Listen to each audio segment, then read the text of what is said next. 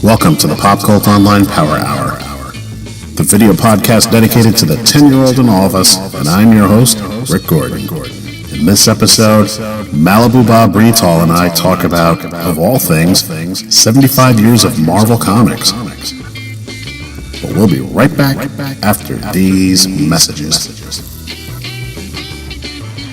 It only takes a few between meal treats to help throw a well-balanced diet out of balance. Vitamins, of course, are important to a balanced diet. That's why there's Flintstones Chewables to help kids get vitamins they may be missing. 6 naturally sweetened flavors, 7 interesting shapes, 10 essential vitamins. Vitamins they'll eat. Flintstones Chewables, Mom. Regular or plus iron to help keep a balanced diet in balance. Iron Rick. What the hell is that? Is that your Luke Cage wig? Well, we normally do hats. I decided to do something a little different. Man. Startled.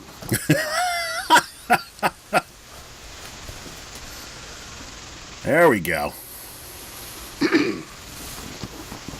Ooh, look what I got in the mail. Hooey! Lou. Cost me twice as much to mail as it did to buy the item in the That's our postal service. For those of you in the audience, it's a bobblehead, a wacky wobbler, but it's the Adam West version of Batman. There's a bobblehead in a really cool Batmobile, which is going to go to my Batmobile collection behind me. You put it somewhere where crypto is not going to get it. Drive around in it.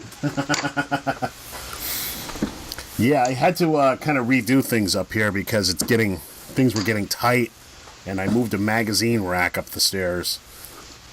Looks really cool, but I had to really make some changes. I got to get rid of some stuff. Did you have the boys help with that, or did you just muscle it up the stairs? No. They're much stronger than I am, so the 3 of us managed to get it up there in one piece. What is your frosty beverage you've got there, sir? I caught a bit of a bug from somebody at work, so I can feel it in my neck and chest. Dewar's and Theraflu? just actually, this is Famous Grouse, which is very, very good scotch, but it's really helping. What is that? Look at that. Where did you get that? I got it on the internet, where I get many things. And it is from 1947 by... Wow. Stan Lee. Smilin' Stan Lee. Look at that. So I paid considerably more than $1 for it. But it's actually very cool inside. I mean, it's got like... he's talking about how a comic is made, and he's talking about the artists and, the inking and, how to recognize artists' styles and, whether the same person who writes a comic strip also draws it. And he shows some pages, penciled and then inked. I mean, this is like... How to draw comics the Marvel way. An amazing, book for the day that's got to just be like this, kind of magical thing that's like telling kids how comics are made. Was there a picture of Patsy Walker in there? In 1947. Although, it was a lordly sum of $1 back then, right? He's got Captain America in here. Mm-hmm. There's a lot of stuff. I mean, it was very cool. So I had to add that to my collection. What made you think of getting that? I mean, that's something I didn't even know existed. Well, that's the thing is, like, once I found out it existed, I had to have it. Mm-hmm. So...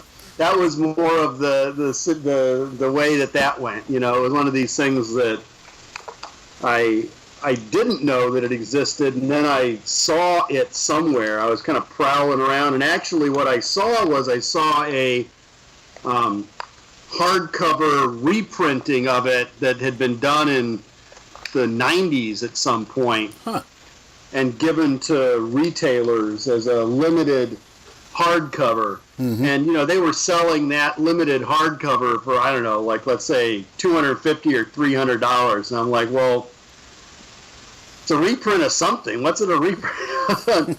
Prowling around, and I found the original. So to me, if I'm going to spend big bucks on something, I'd rather get the original thing from 1947 instead of the, you know, retailer limited reprint that was done, you know, 10 or 15 years ago. Wow. So I've finally gotten kind of snapped out of my variant cover kick. You know, I have been collecting those Milo Manara variant covers on Marvel Comics, but you remember the Tempest in a Teapot over the Spider-Woman cover? Oh, yeah.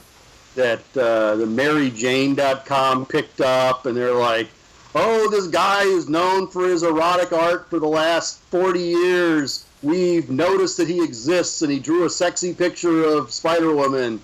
He is evil and over-sexualizing women. And it's like, seriously, you know, it's like... What was her special power again? This is the first time you guys have looked at a female on a comic book in the last 70 years, you know? It's like...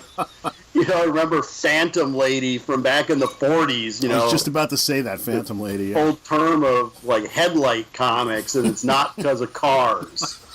You know, it's just a thing. And people like to draw sexy women. They, you know, like, you look at men. I mean, outside of, you know, Adam West and Wayne Boring Superman, you know, most superhero males are pretty idealized as well. So I don't know. Anyway, I digress. So there was this big furor over that.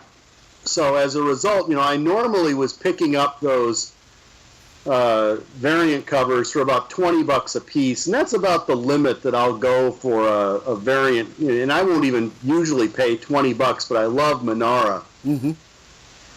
And you know, so this one, because there was such a internet frenzy about it, it wasn't that it was any rarer particularly than any of the other ones, but it's just like now it's like, ooh, it's the Manara Spider-Woman cover, ooh, get this, and it's like going, you look on eBay right now and it's like $80 to $150 for the thing.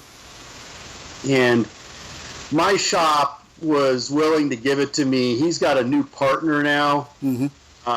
So he used to just give them to me and, you know, whatever. Now he has to clear everything with his new partner, and his new partner was, oh, we'll give it to him for $50. I thought about it, and, you know, then I thought, you know what?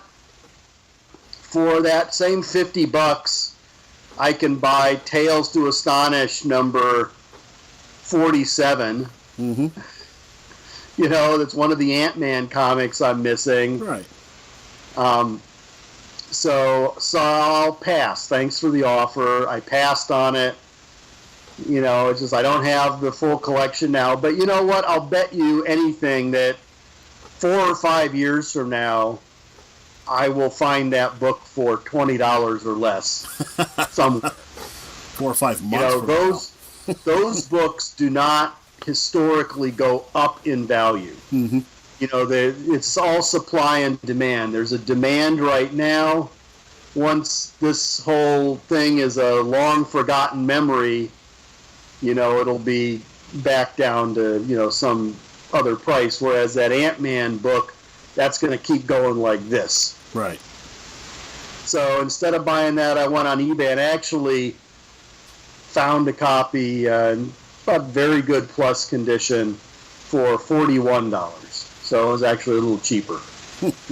Good. So add a new classic Marvel comic to my collection, and so how many... kick the variant chase cover monkey off my back. There you go. How many Ant-Mans do you need now? With that one, let's see. Tales to Astonish. So I just got 47. The only reason I'm bringing this up is because ever since your visit out here, I've gotten a collector bug back. And I'm focusing right now on Millie the Model. I want to have that whole run. And I was digging around and I found that I had an issue 13 that we had picked up when we were at the store. Uh-huh. So I'm just going to start there and work my way back and see what I can do. I know that the timely books are going to be tough to find, but yeah, I'm going to give it a go. That's going to be my thing. It's only 205 issues or 207, so it shouldn't be too hard to get them. And you've got a pile of them already. Yeah. So I need 9 more issues of Ant-Man, including that includes 27 where he's not in the costume. Mm-hmm.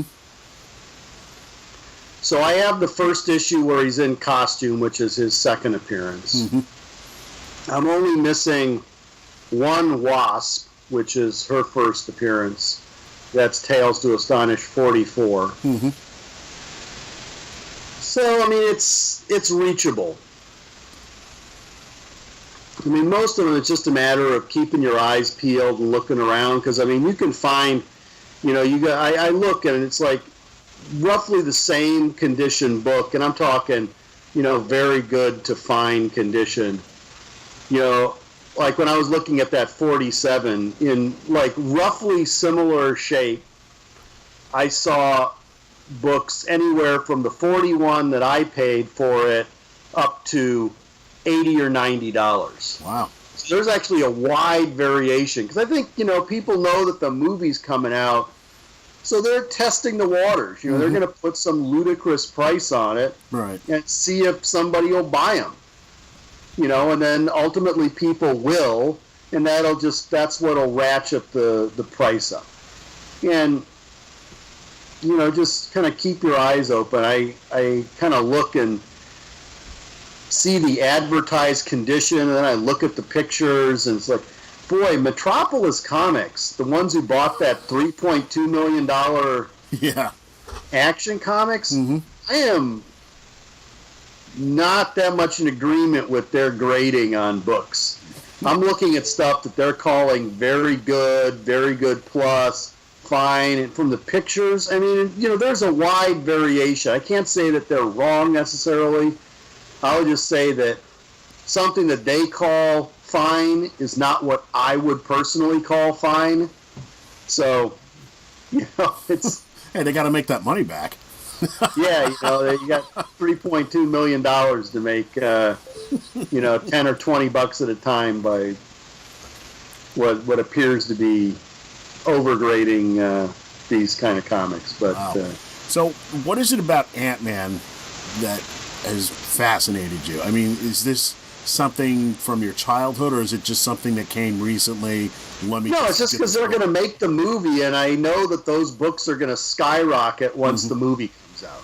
Okay. So if I ever want to complete that run, I will pay a fraction of what I will ultimately have to pay, now than I will a year from now, once that movie comes out. So just to be clear, you're not doing it to speculate as most people are. You're doing it to get your collection. It's absolutely not a speculation, although if somebody wanted to speculate, that would be a good one to speculate on. Mm-hmm.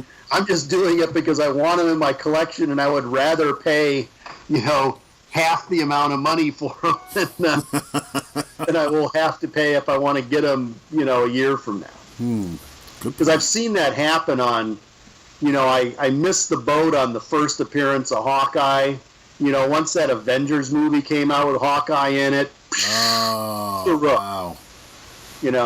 On the other hand, I actually did go, friend Trevor of mine, I went and I bought that first appearance of Groot several years ago, right when they were just talking about doing the Guardians of the Galaxy movie.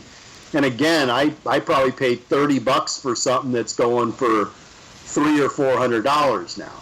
Do you think? And it's just, I'd much rather pay $30.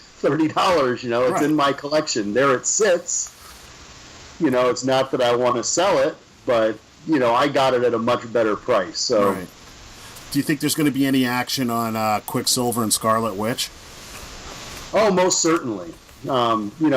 Basically anybody who ends up in a movie, at least a Marvel Studios movie, I don't know, because Quicksilver has already been in the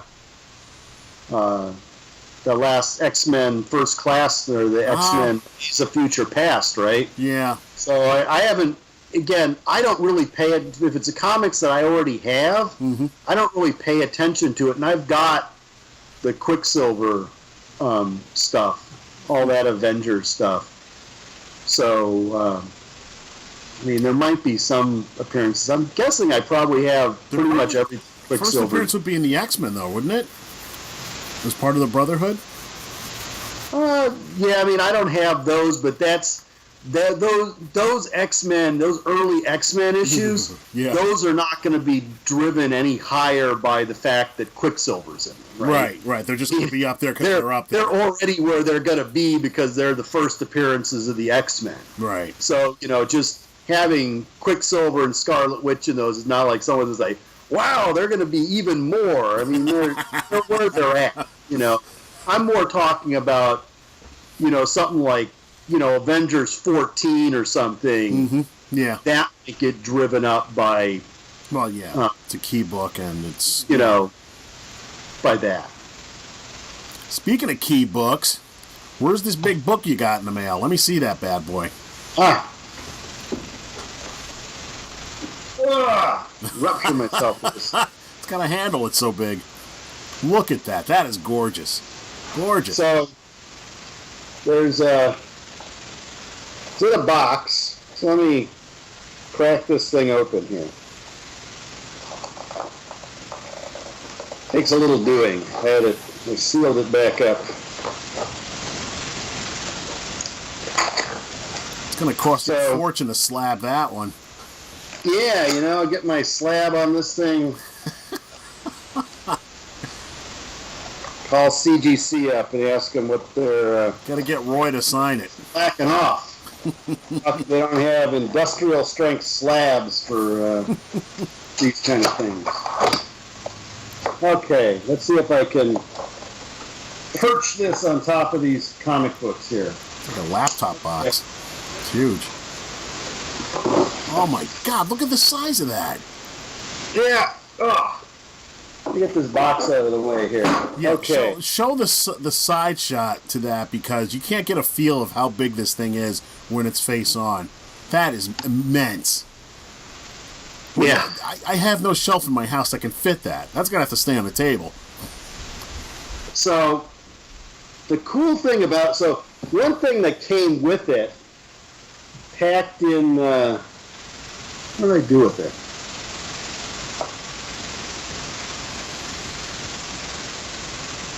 It came with this gigantic timeline. Yeah, I saw that. Marvel Comics. Did I stick it over here?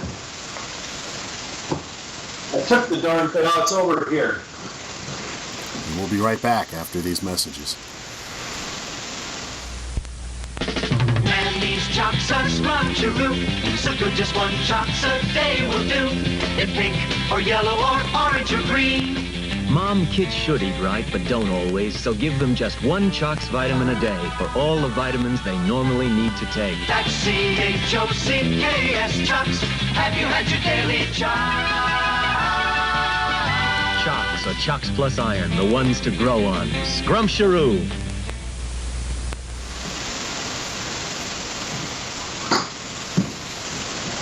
And we're back. Okay.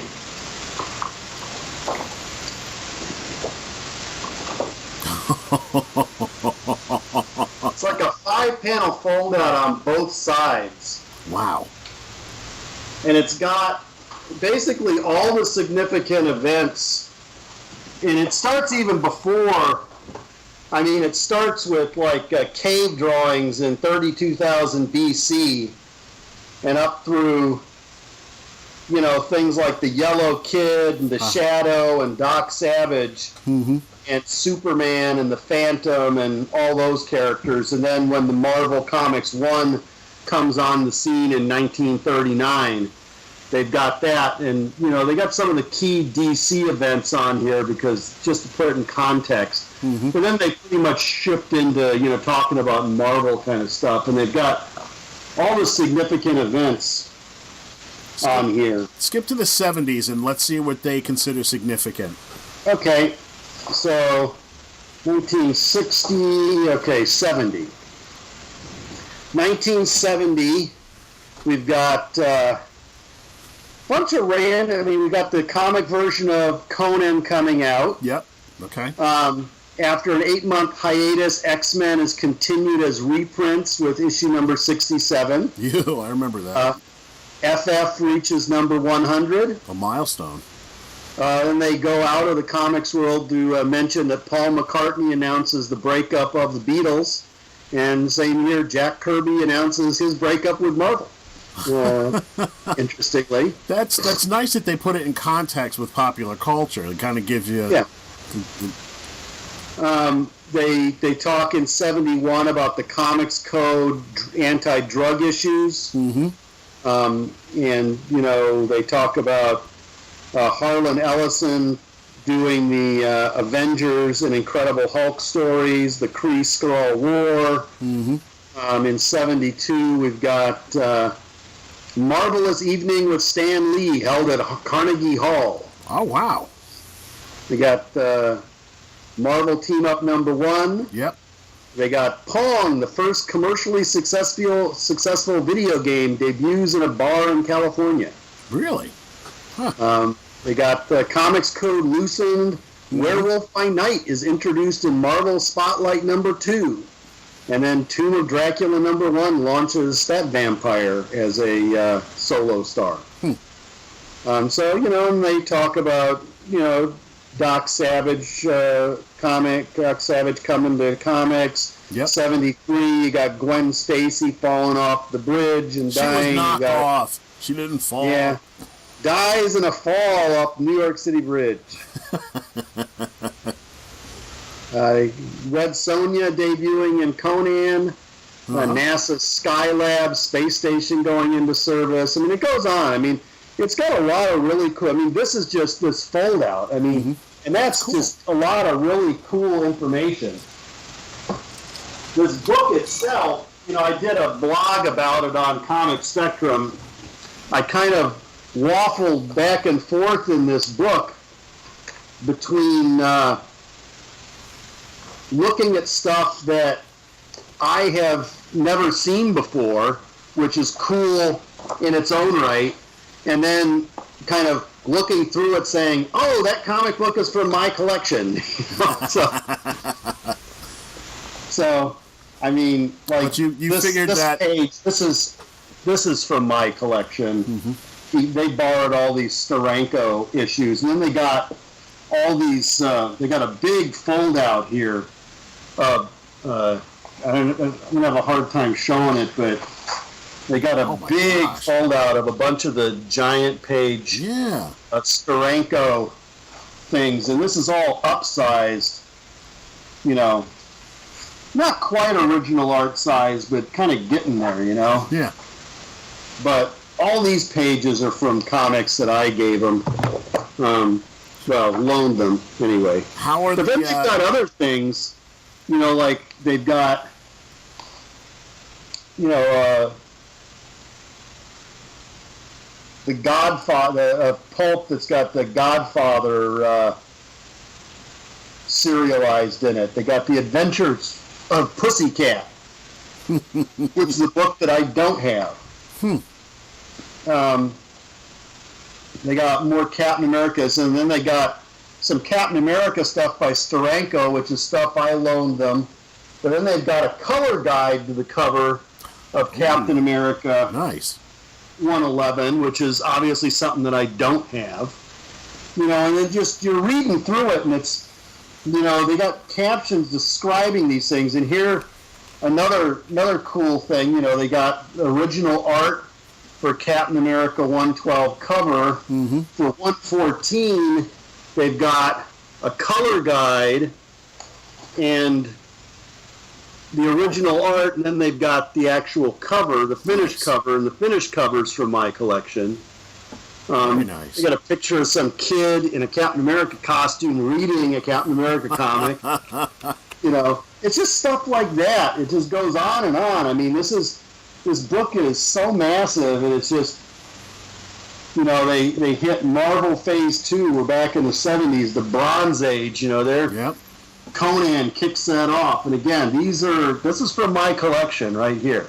The Bronze Age stuff. Once they hit the Bronze Age, a lot of the stuff that's comics is from my collection. And I just, you know, to me it's like super cool, you know, to open this thing up and be looking at a lot of these things, knowing that, you know, a big percentage of the pictures in it were taken out of my collection. Mm-hmm. So, you know, this is my Superman versus Spider-Man.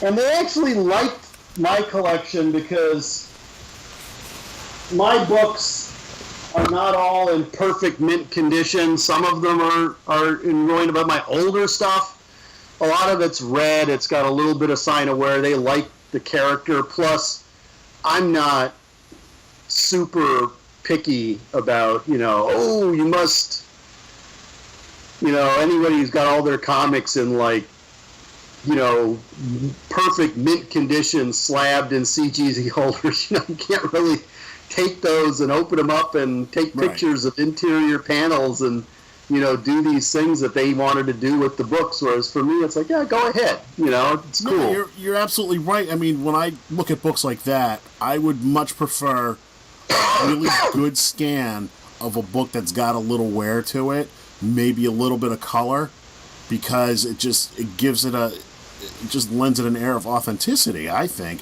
as opposed to something like masterworks that are completely remastered from the ground up and you don't see any imperfections. And right. You just kind of lose something in that process, I think. Right. See, you caught my cough. Yeah. I think I just swallowed some Coke Zero down the wrong pipe is what that was. But anyway, I mean, it's a fabulous book. It comes out next week, on the 26th, I believe. If I'm correct, maybe a little earlier than that. No, I think it comes out on the 26th. So how many pages? Depending on when this goes up, less than a week after when this episode goes up. Okay. You can order it on Amazon. The Amazon, I mean, it's like the retail price is $200. The pre-publication price on Amazon was out there when I looked yesterday was about $116. It was like $115 and change. It's not bad. Which is a pretty decent discount. Yeah. Off of cover. And like I said, I mean, to me, this is like anyone who's considers themselves a fairly hardcore Marvel fan.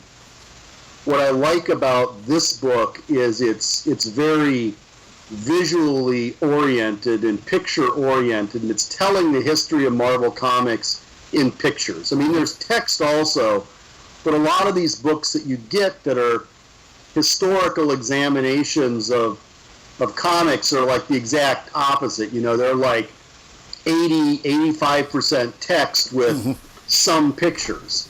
This is like mostly pictures with, you know, a through line of text and captions describing the pictures.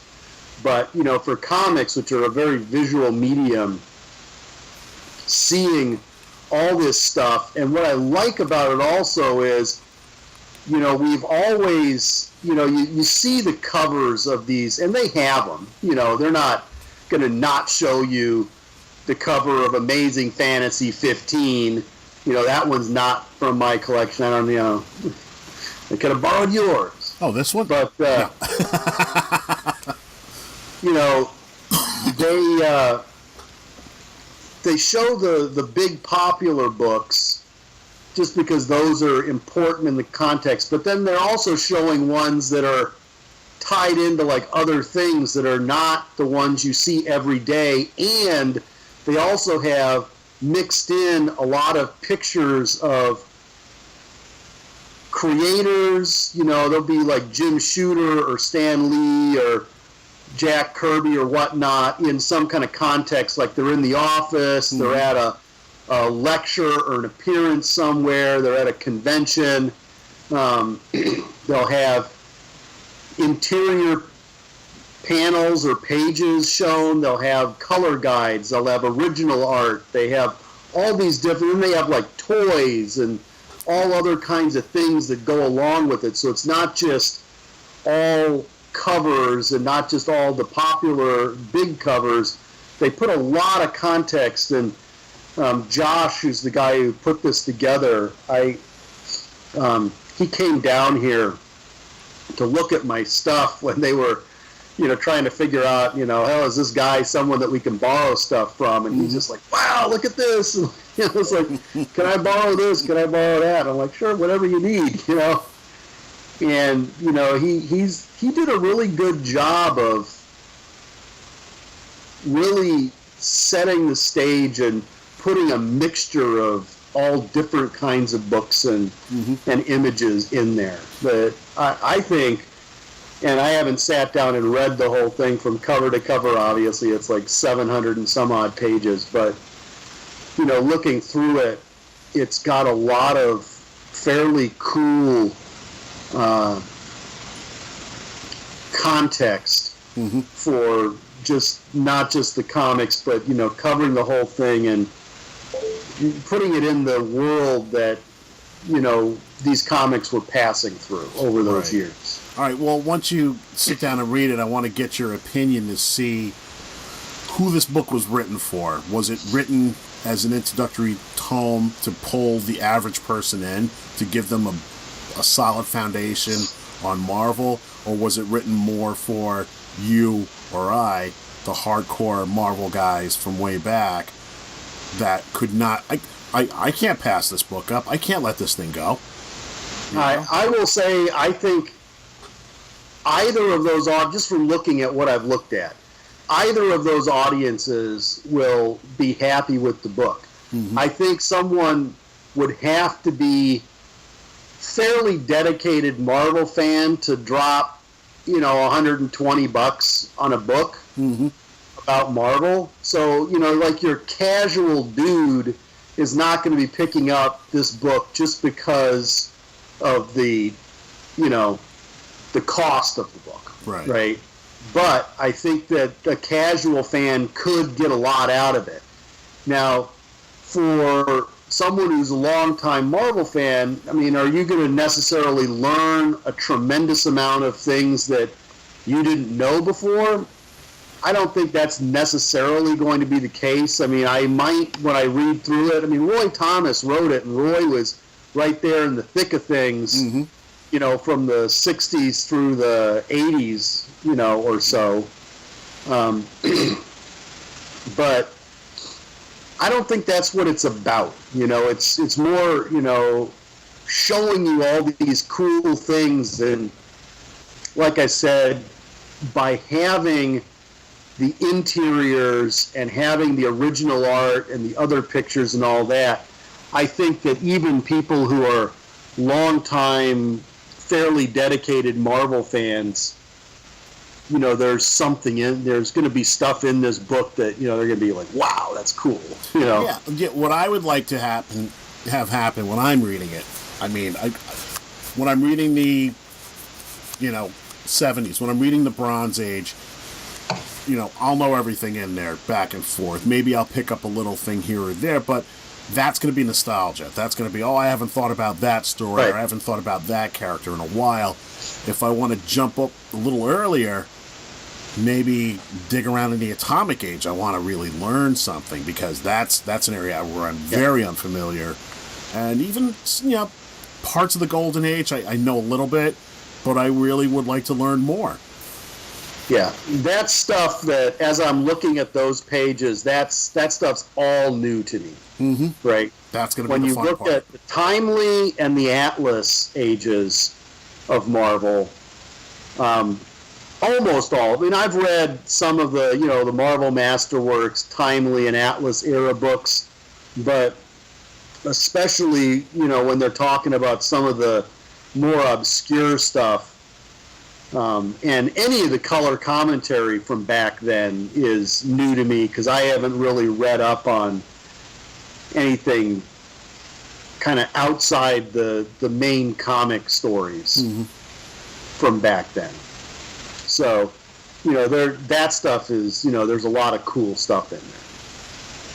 I remember we had a conversation a while back about war comics, that DC had a lot more war comics in the 60s than Marvel did. And I was looking at something. I think it was a list of comics that came out in 1959, digital copies that I was getting. And this is pre-superhero stuff. So it was split into thirds. It was 1/3 of it was war books. They must have had 6 or 7 titles. Another third was westerns, your Rawhide Kid, Two Gun Kid, all of that. And the rest of it was romance/humor books. It was fascinating that when the superhero genre sprung to life with the Fantastic Four, the war books disappeared. Everything else stayed. The Patsy and Hetty and the Millie the Model and the Western books and the superheroes. But the superheroes took the place of the war books for the most part until Sergeant Fury and Captain Savage and those guys came along a little bit later. It was really interesting. So that's the kind of stuff I want to look into. I've been picking up Westerns from the 50s lately, and been finding them not that expensive in various eBay auctions and such. When I say that, I mean it's like I'm paying like maybe $4 or $5 a piece. That's not bad at all. And I mean I'm finding like some crazy. It's like when you look at the Western books, once you get to there's some highly questionable,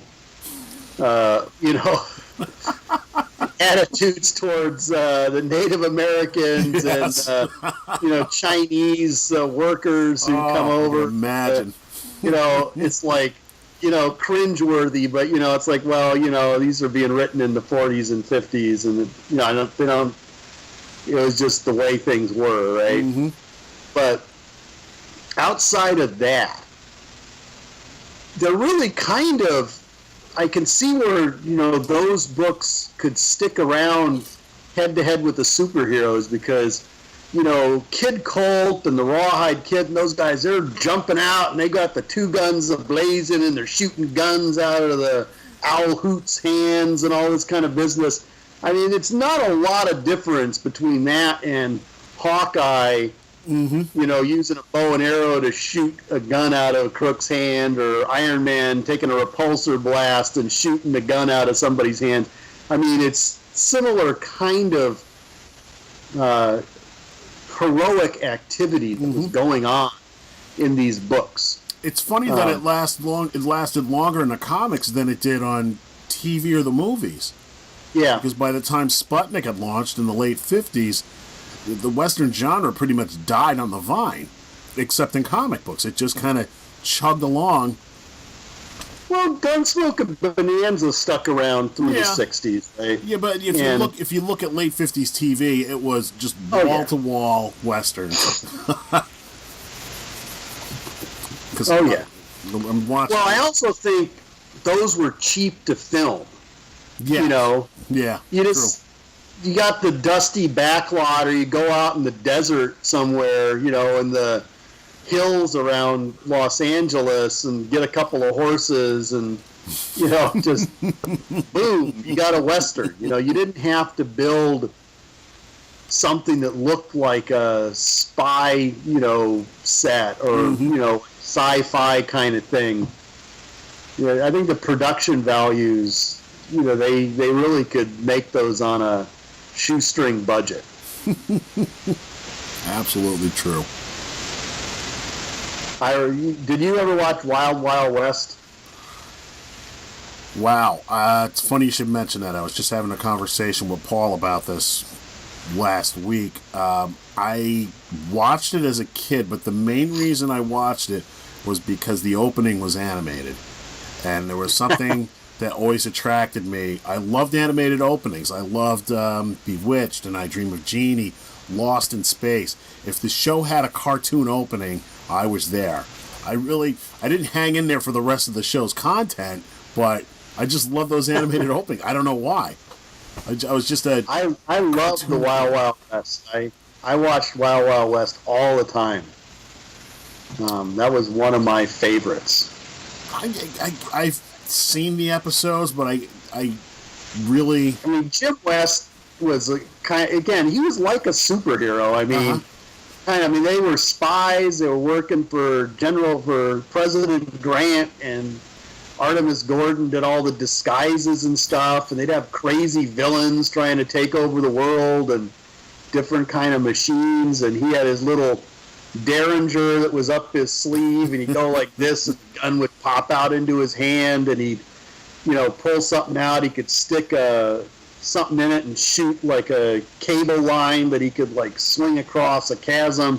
It was like all these staples that you would see later, and again, you'd see these things in comics. You would see these exact kind of things in like Star Wars when Luke is like swinging across the chasm, and in the Death Star. They're classic, adventure tropes.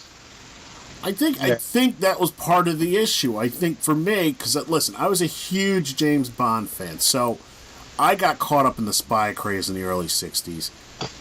Like it's nobody's business. So I was more of Secret Agent, Man from U.N.C.L.E., Girl from U.N.C.L.E., Lancelot Link, you name it.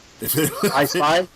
If it was spy based, then were you big on I Spy? Yes, I Spy, definitely. See, I watched all those, and I watched Wild Wild West too, because it just fit right in with that. I Spy surprisingly holds up really well, even now. They filmed all that stuff on all those locations all around the world. Yeah, it's great. They had great production values on that show. That is a show that, you're right, it does hold up today. And anyone who's never seen that, I would recommend you go out into Robert Culp and Bill Cosby, going around and, when they got between the two, it was like no other show on TV, and I don't think there's ever been a show like it since. It was really a one of a kind. I mean, just seeing them in on location in Singapore and Japan and China and Europe and India and wherever the heck they were at, they would do these blocks of shows in these exotic locations, and there was a lot of location shooting. Which again, top-notch writing. I mean, really great scenarios, and I love the fact that was that one of the first shows on that had a African American leading man who was in a role that wasn't like really a sidekick or some kind of Rochester type of character. Exactly. I mean, he was right there. He was on par with. In fact, he was smarter than Robert Culp, Bill Cosby. Robert Culp was easily distracted by the ladies, and Scotty, man, he stayed right on mission. He was the star of that team. Yeah, great show. I guess they remade it into a movie that I didn't even bother watching. Oh man, Owen Wilson and Eddie Murphy, I think, or I don't even know. Yeah, terrible. Yeah, it's not even worth. I'm sorry I brought it up. they had a movie before that though that Robert Culp and Bill Cosby did. Oh, okay. That was a Return to I Spy with their kids or something. Oh wow. To see if I can find it's kind of like, hey Marty, we gotta get back in the game. Your kids are in trouble. Wow. That was done in the 80s, I think. The mid 80s. TV. Yeah. Or the Cosby Show.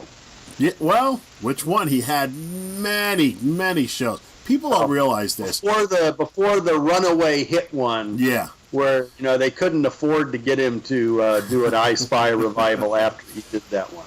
When I was a kid, because of I Spy, I became a huge Bill Cosby fan. Now, I'm not going to get into the nonsense that's going on now, but he was never really off TV for any amount of time. Because after I Spy, there was another Bill Cosby show. He played the part of a phys ed teacher. Just kind of a standard sitcom for the late 60s. He had a variety show. He had a talk show. He had his appearances on other educational shows like Electric Company, one of those two, I think. Fat Albert and the Cosby. Fat Albert, a long-running cartoon series. Even before that cartoon, there was a Fat Albert cartoon that was on once, and I remember it like it was yesterday, and I could not get... I've never met a person that saw the show when I did, and I finally found it on the internet. Well, I didn't find it, but I found information about it on Wikipedia, so yeah, there was a precursor to that show. You know, and the guy's just always been working, and you know, he reminded me a lot of my dad because they're both about the same age, and Bill Cosby's a lot funnier. Sorry, Dad. So, was always a big fan of his. And then the 80s show, just, wow, that was really, really huge. And, you know, that was the only reason people watched NBC for almost 10 seasons, you know? Yeah. So, I'm still amazed by the size of that book that you got, though. That thing, it looks like it's about 40, 50 pounds. Actually, I weighed it. Did you? It's like deceptively large for it weighs like 13 and a half pounds, I would say. That's a solid weight. That's not gonna. That is a solid sitting weight. up in bed you know, reading you that. see the thing, you're like, that's got to be 30 pounds or something, and it's like, well, it's not. It's 13. It's is still only heavy. 13 pounds, but it is a heavy book. It's not. You're not going to be walking up and down the hall reading that book. You know, this is the kind of book that you want to get like a lectern.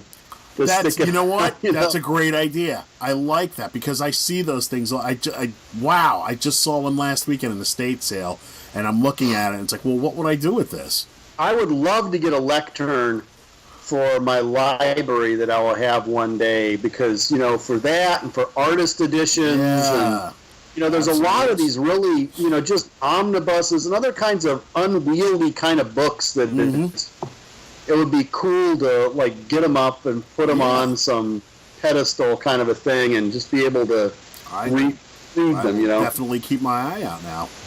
Now that I have a purpose for them. Yeah, but that looks really neat, and I'm excited. I can't wait till it comes out so I can, I might have to wait until Christmas. That'll make a good Christmas gift, I think. So I just got to, you know, leave a couple of hints for family members. I'm only looking for two things this year. Leave it a hint that it's, I don't know what usually happens with the price on those things after they come out. I don't know if it'll go up or down. Well, I only want two things for Christmas. I want that and the Batman TV series. That's it. I'm easy to please. There you go. This is why I'm hard to buy for, because I already have those two things. Oh, but do you have this? Yeah. Ah, damn it.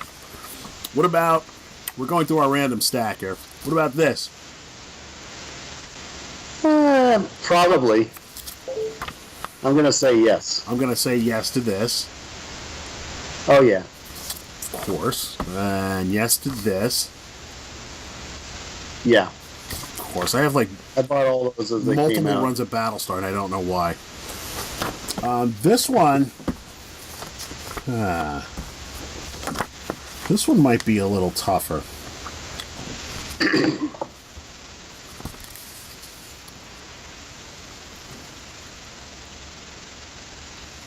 I'm not sure if I have that one.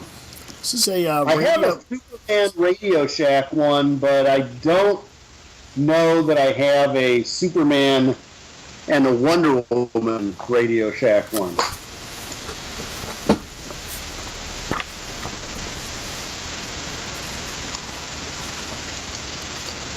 Did I show these Airboy comics before? Yeah, I showed Airboy. I think so. Yeah. And I showed my Spirit. No, let me see your Spirit. This is the Spirit comic book. Try to get a good picture of it. When you're doing the hat split screen, I'm not sure which half. No, it's showing up as full, so just like right in the middle is fine. Okay. This is 1952. The first issue of the Spirit comic from Fiction House. Mm-hmm. Which I'm pretty sure is just reprints from the newspaper strip. Then Oh, no. you got a Bizarro Mixtious Piddle going on here. If it's Bizarro, it's good enough for me. And you'll like this one. Holy cow. Look at what Crypto's doing down there. He's talking. Oh, my goodness. He's talking, and Superboy is saying, Superboy "Arf, barking. arf." And here is the Mirror Batman. Oh, yeah. I've got that, yeah. Going through the mirror. Those are my older, recent grabs. Nice. I'm Fun still books. looking around because I know I've got another copy of this somewhere. I just found another box of comics I didn't know I had. This is great for reference.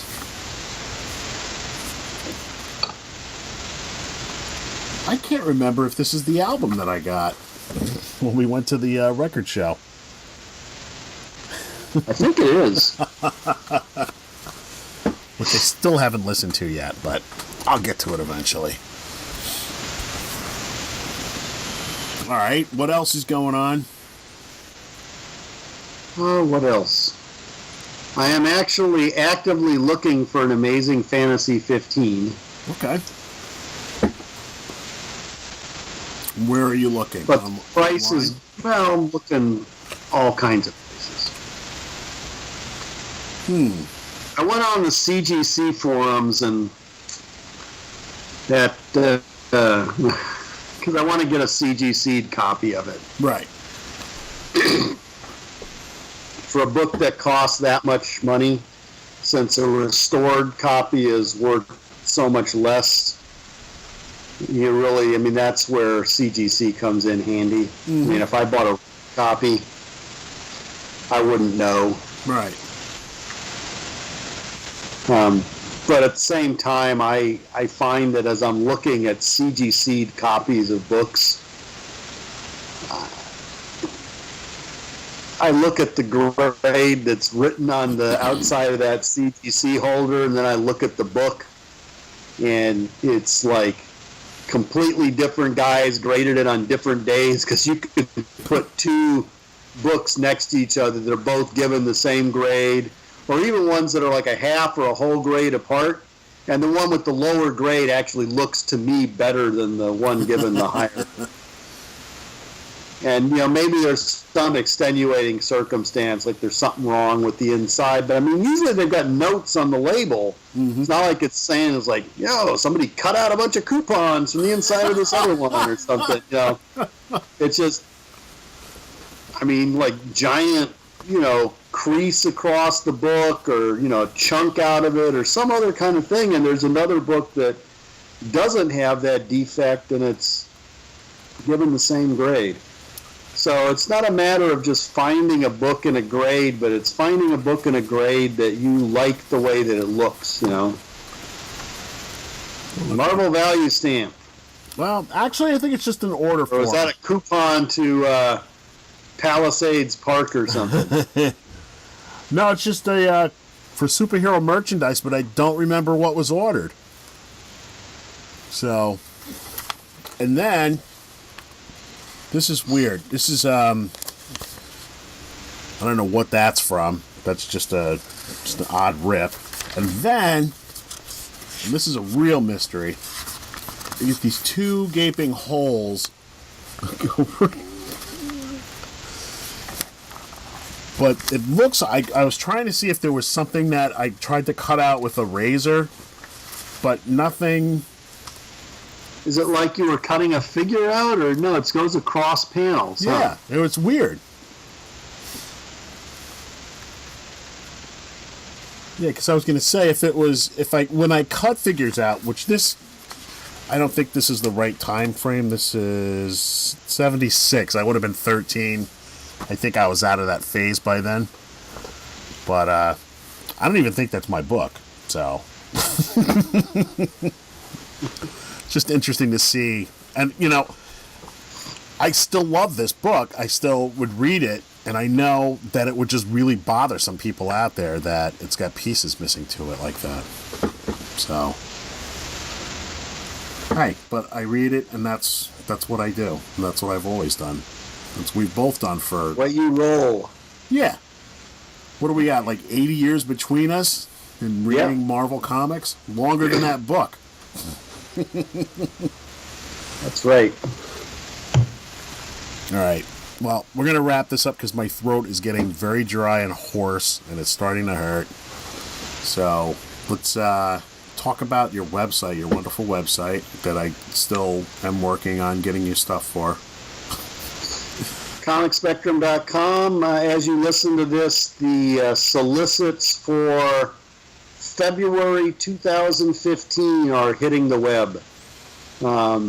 I put up links to the solicits for Marvel, DC, IDW, Image, Dark Horse, Boom, and Valiant between yesterday and today. So if you go on Comic Spectrum, you go under News, Current Solicits, or there's just a big picture of a previews catalog right there on the home page. You get the cover of the previews catalog. If you click on that, it'll bring you to the page with all the links.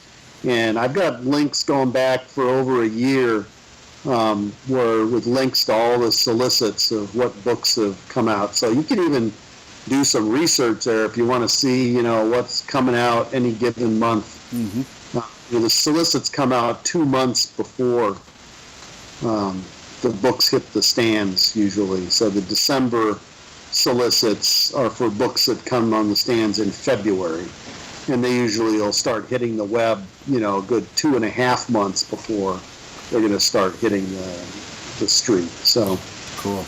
Because I know some people, they say, I don't like to get spoiled on, this. I don't like to read the previews, but, I think if all you're interested in is superhero comics, you can get away with that because superhero comics are going to be at your comic shop no matter what. Right. But if you are like me and you like indie books and you like a bunch of interesting things and, maybe you don't even know you like them, but if you don't see the solicits and go ask your shop to order these books, there's a really good chance that they're not going to get ordered by the shop, or the shop will order 2 or 3 copies pretty much just for the people who ask for them, and you'll never even see those books because, most comic shops do not stock a very in-depth selection of comics that are off the beaten track. And there are exceptions to that. You'll have your big shops in major cities will, in fact, do that.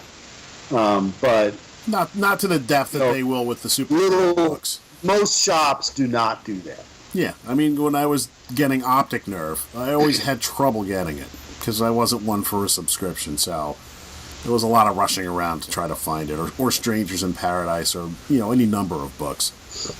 For Optic Nerve, even that is just like, you just need to tell the guy at the shop, hey, this is a cool book. I would buy a copy of that if you bought it, and then they'll order it, and because I think comic shop owners are not stupid. If they've got people coming in asking about a book and they know that there's interest in it, they will start to order it. at the same time, they are risk averse because they can easily make a mistake that will drive them out of business because they are, buying all these books non-returnable. And if they're laying out, hundreds and hundreds of dollars on books that nobody wants to buy that goes to their shop, that is not a good thing. So, help your shop out. Tell them what you like, and start a pull list, or just let them know the kind of things that you're interested in, so they can start carrying the kinds of books that you're interested in reading. If and when I do that, it will be at Excellent Adventure Comics and our buddy John up there. That's a good shop. I did try that at other shops and had gotten burned more than a few times. I won't mention their names because that's not the kind of guy I am, but there was one shop in particular that's real close to me because I live real close to Albany, and started a massive pull list. I mean, it was just, I was getting a lot of stuff. And the first week I went in, he had the books. Second week, some of the books. Third week, we forgot. Fourth week, who are you? Fifth week, I'm out of there. It's just poor customer service. Yeah. Well, you can't do anything about that. It's like the shop needs to... They need to be accurate on their pull lists. If a shop is going to offer pull lists, they have to be accurate on the pull list, because nothing is going to irritate a customer more than making a pull list and counting on that book being saved for them, and then finding out that it hasn't been saved for them, and now they're scrambling around, looking for the books. And this is fairly I had a shop. So there is technology available to help people with this. This isn't like it was in the 80s where, the old composition book would come out and they look for your name and there's all the handwritten, notes. There's plenty of opportunities, plenty of spreadsheet programs you can use, any number of solutions that could have avoided that. And I think that's what bugged me the most. That can print out for them exactly on a week. Here's Rick Gordon. Here's what you need to pull for. And then you just pull, check. It's very simple. I had a shop that I went to for a while that same thing. They would make at least 2 or 3 pull list omissions per month. Wow. But, I'm ordering 100+ books. So, I mean, it's like 2 or 3% error rate. Not great, but they were giving me a 25% discount, so I was willing to put up with it. Then when they went out of business ultimately, and I looking for a new place, that's when I went to DCBS online, and I've been with them over 8 years, close to 9 years now, and Cameron and the crew, they do a great job there.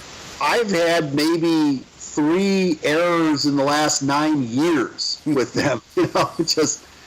It rarely happens. They have probably got the best customer service for an online shop that I've ever seen. I mean, I had one problem with them, and it was resolved almost immediately. So, very, very happy with the whole crew down there. In the early days, they when they were still growing, and they were growing faster than they were staffing up. Yeah. I think that there was a period maybe 6 or 7 years ago when, you'd send them an email and it would take, it'd be a week and you wouldn't hear back from them. I think they've pretty much staffed up and got a handle on it now, where things happen relatively quickly and without problems. They got some good computer systems backing everything up. And I love them. I get my stuff. I mean, the only thing is I wish they were a little closer to California, because I tell you, I get weekly shipping, and my box, they send it on Wednesday, and it doesn't get to me until the following Tuesday. Oh, wow. And that's because they send it they're not going to send it the priority mail or something. That would be too expensive. So they send it, just kind of the cut rate that, the terms of service with the shipping company is they've got a week to deliver it, right? So it doesn't get here. I think it takes until about Saturday to get to California, right? So it takes Wednesday, Thursday, Friday, and then on Saturday it's in California. Because they're not air mailing it, it's on a truck, right? Right. And so they don't do Saturday delivery on stuff that's not priority. And they don't do delivery on Sunday.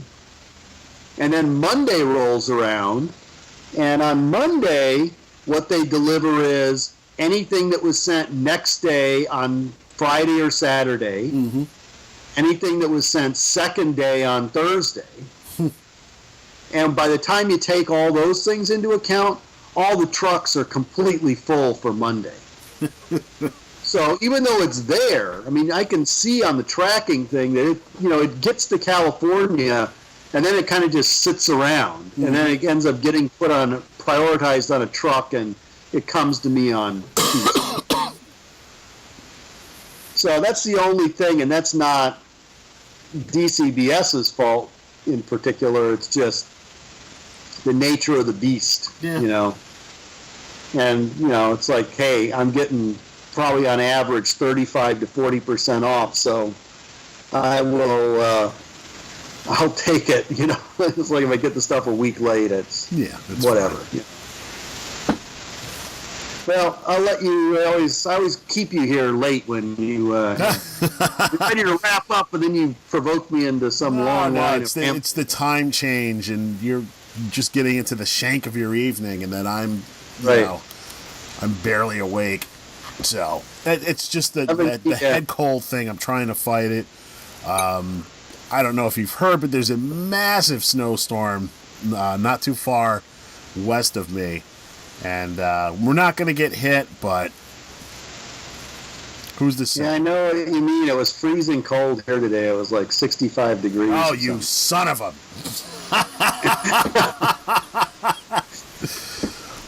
friend of mine on Facebook sent me a picture. They got 60 inches of snow out in Buffalo, and there's more coming. 60 inches. Try to wrap your head around that. I can't even do it. No comics coming to those shops anytime soon. No. All right, kids, that was it for this episode. Tune in next time as I try to remember to bring my previews in so we can go over that like we said we would last week. But that's right. I don't know. Well, actually, by the next time, we should almost be getting ready for the December previews. We'll have to get a hold of John and see when that comes out, see if I can get a copy. And then we'll sit and go through it page by page. Well, it'll be out the week after next. Only I'll get mine the week after next. All right. So we'll figure out something for next week. It comes out next Wednesday. It comes out on the last Wednesday of the month. Oh, okay. So I should get it following Tuesday. Gotcha. Sounds good. All righty. That's it for this show. A sweet Christmas in honor of your hairdo. We're going to do a sweet Christmas episode, so we're going to save it up. I got to save this hair. Yes, folks, this is not my real hair. The headband. Oh, the big reveal. Good night, everybody.